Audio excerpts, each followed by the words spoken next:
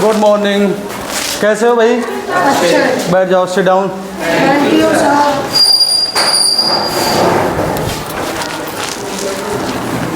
आज हम हिंदी की कविता नंबर 5 है जो वो पढ़ाएंगे, जिसका नाम है ये दंतुरित मुस्कान। क्या नाम है? यह दंतुरित मुस्कान। और इसके कवि हैं जो वो है नागार्जुन। कौन है? नागार्जुन। तो आज ये हम कविता करेंगे।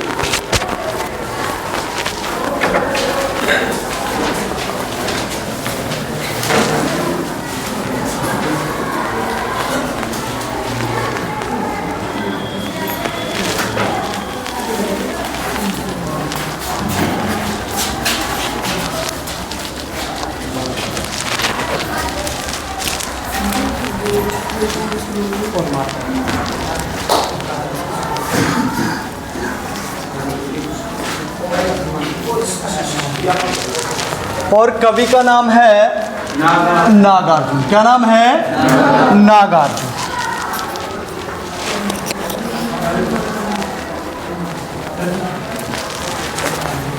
तो पहले मैं आपको नागार्जुन जी के बारे में बता देता हूँ। नागार्जुन का जो जीवन परिचय है, नागार्जुन के बारे में एक संक्षेप में छोटा सा मैं तुम्हें परिचय बता देता हूँ। नागार्जुन का जो जन्म है वो बिहार के दरभंगा जिले के शतलखा गांव में सन 1911 में हुआ। कब हुआ? सन 1911। और कहाँ पे हुआ? बिहार के दरभंगा में। उसके बाद इनकी शिक्षा के बारे में बताऊं तो आरंभिक शिक्षा संस्कृत पाठशाला में हुई। कहाँ पे हुई? संस्कृत पाठशाला। हाँ। और उसके बाद ये अध्यापन के लिए कलकत्ता और बनारस गए। कहाँ गए? हाँ, वहाँ पे फिर इन्होंने बौद्ध धर्म की शिक्षा दीक्षा ली। उसके बाद ये कुछ समय के लिए विदेश भी गए। कहाँ गए? विदेश भी गए। और 1998 में इनका देहांत हो गया। 1998 में इनकी जो प्रमुख रचनाएं हैं वो है युगधारा। कौन सी? उसके बाद है सतरंगे पंखों वाली, हजार हजार बाहों वाली, तुमने कहा था, पुरानी जूतियों का कोरस, आखिर ऐसा क्या कह दिया, मैंने मिट्टी में गिलहरी का बूटा घोड़ा आदि इनकी प्रमुख रचनाएं हैं। ठीक है। और इनको जहाँ तक भी है जो कवि, इनको कवि एक घुमक्कड़ी कवि माना है। कैसा माना है? घुमक्कड़ी कवि माना है। और जो इनकी कविता है वो है दंतुरित मुस्कान। क्या है भाई? यह दंतुरित मुस्कान। यह दंतुरित मुस्कान। इसमें इन्होंने, कवि ने अपने छोटे बच्चे की मुस्कान के बारे में बताया है। और कवि ज़्यादातर समय बाहर रहा है घर से। कहाँ रहा है? बाहर रहा है। और जब वो अपने घर आया तो उसका जो छोटा बच्चा है वो उसकी तरफ देखता, उसको पहचानने की कोशिश करता है। तो इन माँ बाप और उसके बच्चे, इन तीनों के बारे में इसमें बताया गया है। तो इसको हम स्टार्ट करते हैं, शुरू करते हैं। देखिए, तुम्हारी ये दंतुरित मुस्कान मृतक में भी डाल देगी जान, धूली धूसर तुम्हारे ये गात, छोड़कर तालाब मेरी झोपड़ी में खिल रहे जलजात, परस पाकर तुम्हारा ही प्राण पिघलकर जल बन गया होगा कठिन पासा। तो देखिए, तुम्हारी ये दंतुरित मुस्कान, यहाँ पे जो कवि नागार्जुन जी हैं वो कहते हैं अपने बच्चे की मुस्कान को देख कर कि जो तुम्हारी ये दंतुरित मुस्कान है, जब एक छोटा बच्चा होता है तो उसके जो छोटे छोटे दांत निकलते हैं तो वो जब हंसता है तो उसकी मुस्कान बहुत सुंदर लगती है। कैसी लगती है? सुंदर लगती है। तो उसी प्रकार से कवि का बच्चा है जो, उसकी मुस्कान के बारे में कवि बताता है कि तुम्हारी ये दंतुरित मुस्कान मृतक में भी डाल देगी जान। यानी कवि कहता है कि जो तुम्हारी ये मुस्कान है ये एक मरे हुए व्यक्ति में, यानी निर्जीव व्यक्ति में भी क्या है? जान डाल देने का सामर्थ्य रखती है। यानी सभी के चेहरे पर खुशी लाने का सामर्थ्य रखती है। धूली धूसर तुम्हारे गात, छोड़कर तालाब मेरी झोपड़ी में खिल रहे जलजात। कवि कहता है कि जो तुम्हारे धूल से सना हुआ, गात का मतलब होता है शरीर, गात का मतलब जो तुम्हारा ये धूल से सना हुआ शरीर है, ऐसा प्रतीत होता है कि जैसे तालाब को छोड़कर जो कमल है वो मेरे कहाँ खिल रहा हो? झोपड़ी में, यानी मेरे घर खिल रहा हो। यहाँ पे कवि ने उस बच्चे की तुलना कमल से की है। किससे की है? जलजात का मतलब क्या होता है? कमल। परस पाकर तुम्हारा ही प्राण पिघलकर जल बन गया होगा कठिन पाषाण। अब कहता है कि तुम्हें छूने मात्र से जो पाषाण है, जो पत्थर दिल व्यक्ति है, वो भी कैसा हो गया होगा, वो भी नर्म स्वभाव का हो गया होगा, यानी वो भी जल बन गया होगा। यानी यहाँ पे पाषाण कहा है कठोर दिल व्यक्ति को। किसको कहा है? कठोर दिल व्यक्ति को। पाषाण का अर्थ होता है वैसे पत्थर। क्या होता है?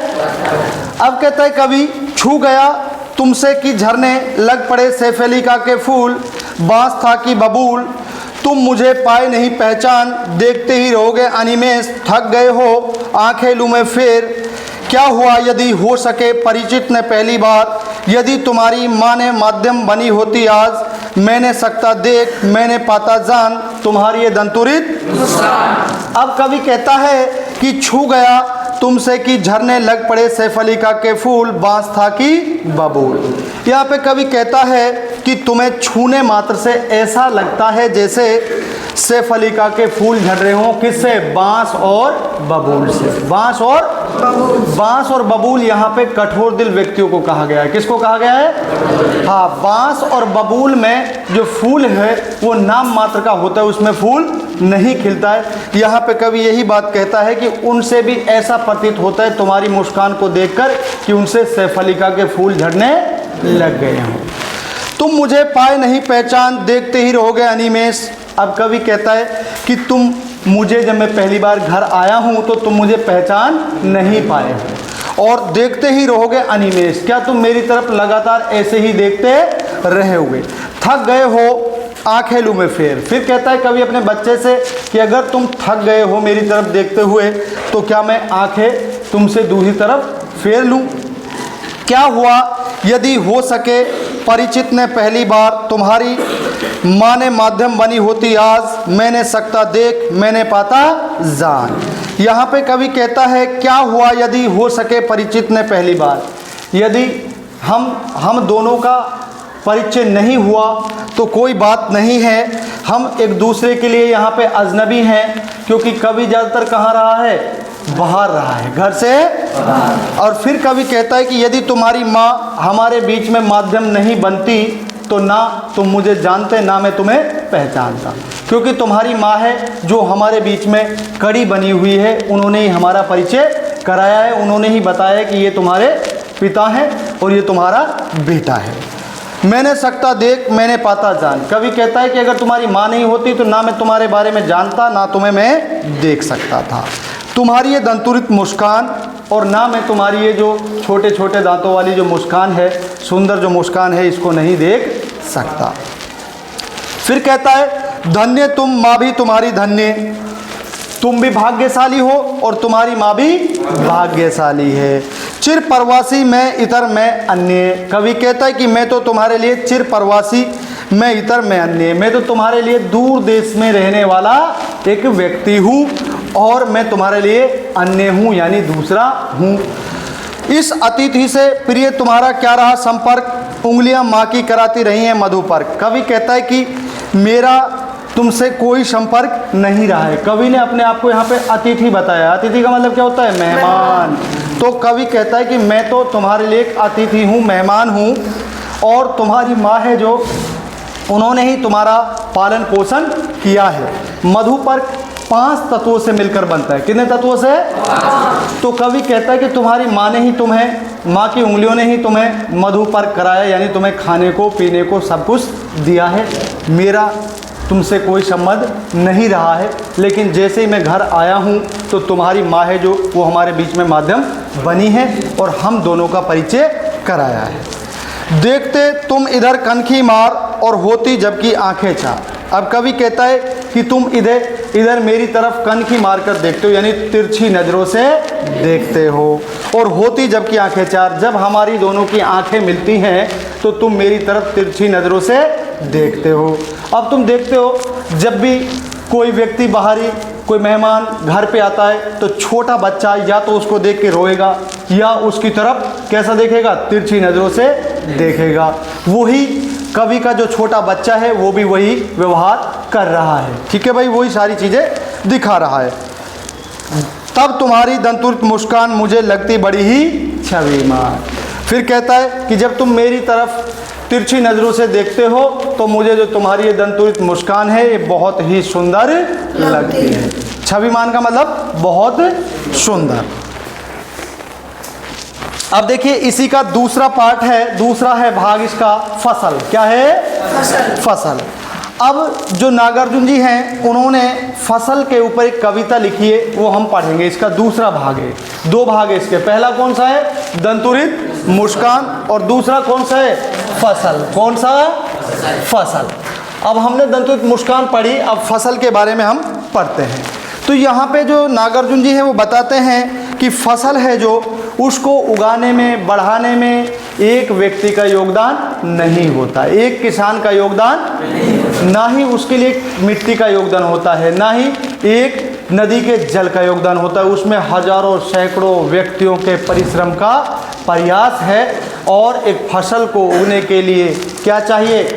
मिट्टी है, पानी है, आपकी धूप है, रोशनी है, हवा है, ये सारी चीज़ें फसल के लिए ज़रूरी है। इनके बिना फसल संभव नहीं है। और सबसे बड़ा जो योगदान है वो किसका है? किसान का। किसका? किसान का। तो स्टार्ट करें, शुरू करें। एक के नहीं, दो के नहीं, ढेर सारी नदियों के पानी का जादू, एक के नहीं, दो के नहीं, लाख लाख कोटि कोटि हाथों के स्पर्श की गरिमा। यहाँ पे कवि कहता है कि फसल है जो, वो फसल को पानी का जादू कहा है। क्या कहा है? नदियों के पानी का जादू कहा है। तो कवि कहता है कि फसल को उगाने के लिए ढेर सारी नदियों के पानी का क्या है? जादू है, यानी उसको प्रयोग किया गया है। ढेर सारी नदियों के पानी का प्रयोग फसल को उगाने के लिए किया। अब कहता है एक के नहीं, दो के नहीं, लाख लाख कोटि कोटि हाथों के स्पर्श की गरिमा है। और फसल को उगाने के लिए एक किसान का नहीं, करोड़ों, कोटि कोटि का मतलब क्या होता है? करोड़ों, यानी करोड़ों हाथों के स्पर्श की गरिमा है, यानी मेहनत का नतीजा है। एक की नहीं, दो की नहीं, हजार हजार खेतों की मिट्टी का गुणधर्म है। फिर कहता है कवि की फसल को उगाने के लिए एक मिट्टी का प्रयोग नहीं किया गया, बल्कि हजारों प्रकार की जो मिट्टियां हैं, जो खेत हैं, खलिहान हैं, उनमें फसल को उगाया गया है। फसल क्या है? और तो कुछ नहीं है, वह नदियों के पानी का जादू है। अब यहाँ पे कवि कहता है कि फसल और तो कुछ नहीं है, ये किसका जादू है? नदियों के पानी का जादू। तुम देखते हो गर्मियों में या जब फसल को उगाया जाता है, जब उसको पानी की ज़रूरत होती है तो फसल है जो मुरझा जाती है। कैसी हो जाती है? पेड़ मुरझा जाता है। और जैसे ही उसमें पानी जाता है खेतों में तो एकदम से खेत खलिहान लहलहाने लग जाते हैं, यानी उनके अंदर, पौधों के अंदर एक जान पैदा हो जाती है। फिर कहता है नदियों के पानी का जादू है, वह हाथों के स्पर्श की महिमा है। और फसल को उगाने के लिए बहुत परिश्रम की आवश्यकता होती है, बहुत मेहनत की आवश्यकता होती है। फिर कहता है कभी भूरी काली संदली मिट्टी का गुणधर्म है। और अनेक प्रकार की मिट्टियों का ये क्या है? गुणधर्म है। उसमें आपकी भूरी, काली है, संदली, खुशबूदार। संदली कैसी होती है? हाँ। रूपांतर है सूरज की किरणों का सिमटा हुआ, संकोच है हवा की थिरकन का। अब यहाँ पे कवि कहता है कि फसल को उगाने के लिए सूरज की किरणों का भी योगदान होता है, यानी धूप का भी योगदान। और जब फसल उग जाती है, बढ़ जाती है, तो हवा की जो, जब हवा चलती है तो उसकी थिरकन से भी फसल को पकने में मदद मिलती है। तो ये आज की हमारी कविता थी जो आपकी कंप्लीट हो चुकी है। मैं अब इसके शब्दार्थ लिख देता हूँ। देखिए शब्दार्थ में देखिए आपका जलजात क्या है?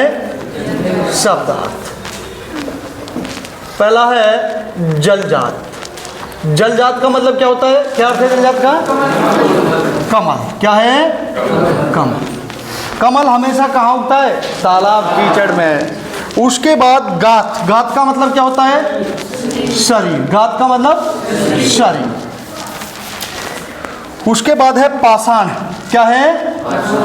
पाषाण का अर्थ क्या होता है? भाई पाषाण का अर्थ क्या है? पत्थर। पाषाण किसको बोलते हैं? पत्थर को बोलते हैं। उसके बाद है आपका अनिमेष। अनिमेष का मतलब क्या होता है? हाँ, अनिमेष का मतलब होता है लगातार देखना। क्या है? लगातार देखना। अनिमेष का अर्थ होता है लगातार देखना। उसके बाद है आपका धन्य। धन्य का क्या अर्थ है? धन्य का मतलब होता है भाग्यशाली। क्या होता है? भाग्यशाली। क्या होता है? भाग्यशाली। परवासी। परवासी कौन होता है? दूर देश में रहने वाला। कहाँ? दूर देश में रहने वाला। दूर देश में रहने वाला क्या कहलाता है? परवासी कहलाता है। ठीक है। और अतिथि का मतलब क्या होता है? मेहमान। मेहमान। अतिथि का मतलब मेहमान या आगंतुक। ठीक है। पाहुन भी बोल सकते हो, आगंतुक भी बोल सकते हो इसको। उसके बाद मधुपर्क। क्या है? मधुपर्क। मधुपर्क। मधुपर्क का अर्थ क्या होता है? मधुपर्क होता है जो ये 5 तत्वों से मिलकर बना होता है। कितने तत्वों से? 5 तत्वों से मिलकर बना होता है। कौन कौन से? दही, जल और शहद, दूध, घी और दूध। ये इसको देवताओं का भोग माना जाता है, यानी अतिथियों का इसको खाना या देवताओं का खाना माना जाता है। इसमें मिठास होती है। क्या होती है? हाँ। और माँ जब अपने छोटे बच्चे को मधुपर्क कराती है तो उसकी उंगलियों में अजीब सी मिठास होती है। और माँ ऐसी होती है, माँ का आंचल ऐसा होता है कि बच्चा उसमें अपने आप को सबसे अधिक सुरक्षित महसूस करता है। जो छोटा बच्चा होता है वो अपने आप को सबसे अधिक सुरक्षित महसूस कहाँ करता है? माँ की गोद में। तो मधुपर्क का अर्थ क्या होता है? दही, जल, शहद, घी, दूध का मिश्रण। ये आपका कहलाता है मधुपर्क। क्या कहलाता है? मधुपर्क। उसके बाद इतर। इतर का मतलब क्या होता है? दूसरा। वो इत्र होता है। वो क्या होता है? इत्र और इतर दूसरा। ठीक है भाई। उसके बाद कनखी। कनखी का मतलब तिरछी निगाहों से देखना। तिरछी निगाहों से देखना। तिरछी, हाँ, निगाहों से देखना। तिरछी निगाह से देखना। उसके बाद है छविमान। छविमान का मतलब है सुंदर। छविमान का मतलब सुंदर। सुंदर। छविमान सुंदर। क्या है? सुंदर। छविमान का अर्थ क्या होता है? सुंदर होता है।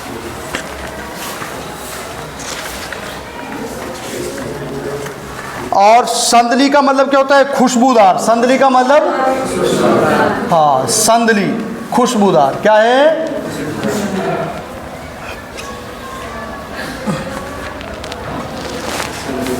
संधि का क्या अर्थ होता है? खुशबूदार। अब देखिए, ये हमारा जो कविता है ये हमारी कंप्लीट हो चुकी है। एक बार और बता देता हूँ मैं तुम्हें इस कविता के बारे में। इसके 2 पार्ट्स हैं। कौन कौन से? एक तो हो गया दंतुरित मुस्कान और दूसरा हो गया फसल। कवि का नाम क्या है? नागार्जुन। नागार्जुन। जो आपका पेपर में वो आएगा पद्यांश, उसमें आपका 1 नंबर होता है इस चीज़ का। कितना नंबर होता है? 1 नंबर होता है। उसमें पहला क्वेश्चन यही होता है कि कवि और कविता का नाम लिखे। कवि और कविता का। फिर उसमें 4 क्वेश्चन और होंगे जिसके आपको जो उत्तर हैं वो कहाँ से छांटने होंगे? उस पद्यांश से, काव्यांश से छांटने होंगे। तो कवि और कविता का नाम भी आपको याद होना जरूरी है। तो कवि का नाम क्या है? और कविता का? और फसल। अब दंतुरित मुस्कान के बारे में एक बार थोड़ा सा और बता देता हूँ मैं। तो देखिए, दंतुरित मुस्कान जो कविता है ये कवि के बच्चे के ऊपर कवि ने लिखी है। आ रही समझ में? ये कवि ने अपने बच्चे के ऊपर लिखी है। और कवि ज़्यादातर अपने घर से दूर रहा है और जब वो घर आता है तो जो उसका बच्चा है उसको वो किस प्रकार से उसके साथ व्यवहार करता है, किस प्रकार से देखता है। और फिर उनकी जो माँ है उनके बीच में क्या करती है? उनको संपर्क कराने की कोशिश करती है और उनका आपस में परिचय कराती है। तो कवि ने यही कहा है कि जो छोटे बच्चे की जो मुस्कान है उसके अंदर ऐसा एक प्रकार का सामर्थ्य होता है कि वो एक मृतक व्यक्ति में भी, मृतक मतलब मरा हुआ, मृतक का मतलब यानी जो व्यक्ति कैसा है, एक प्रकार से निर्जीव है, उसमें भी वो जान डाल देने का सामर्थ्य रखती है, उसके चेहरे पर भी खुशी लाने का सामर्थ्य रखती है। और फिर कवि कहता है कि जो उसके बच्चा है उसका जो शरीर है, जो गात है, वो जब धूल से सना हुआ दिखता है तो ऐसा प्रतीत होता है जैसे तालाब को छोड़कर जल जात है जो मेरी झोपड़ी में खिल रहा हो, ऐसा उसको महसूस होता है कवि को। और फिर कहता है कि भाई छोटे बच्चे को छूने मात्र से ही ऐसा प्रतीत होता है कि जैसे जो कठिन पाषाण है, जो पत्थर है, वो भी पिघलकर क्या बन जाता है, जल बन जाता है। और जो आपके निर्दयी व्यक्ति हैं बांस और बबूल, उनसे भी ऐसा लगता है जैसे सैफलिका के फूल झड़ रहे हों। फिर कवि कहता है कि भाई जो उसका छोटा बच्चा है वो उसको लगातार अनिमेष देखता रहता है, उसको वो पहचानने की कोशिश करता है, और जब वो थक जाता है तो वो उसकी तरफ से आंखें फेर लेता है। फिर उनकी माँ बीच में आती है, माँ उनका परिचय कराती है। फिर कवि अपने आप कहता है कि मैं तो तुम्हारे लिए कैसा रहा हूँ, इतर रहा हूँ, अन्य रहा हूँ और परवासी रहा हूँ। कैसा रहा हूँ, परवासी। तुम्हारा जो पालन पोषण है वो किसने किया है, तुम्हारी माँ ने ही किया है। ठीक है, तो आज की कविता हमारी कंप्लीट है।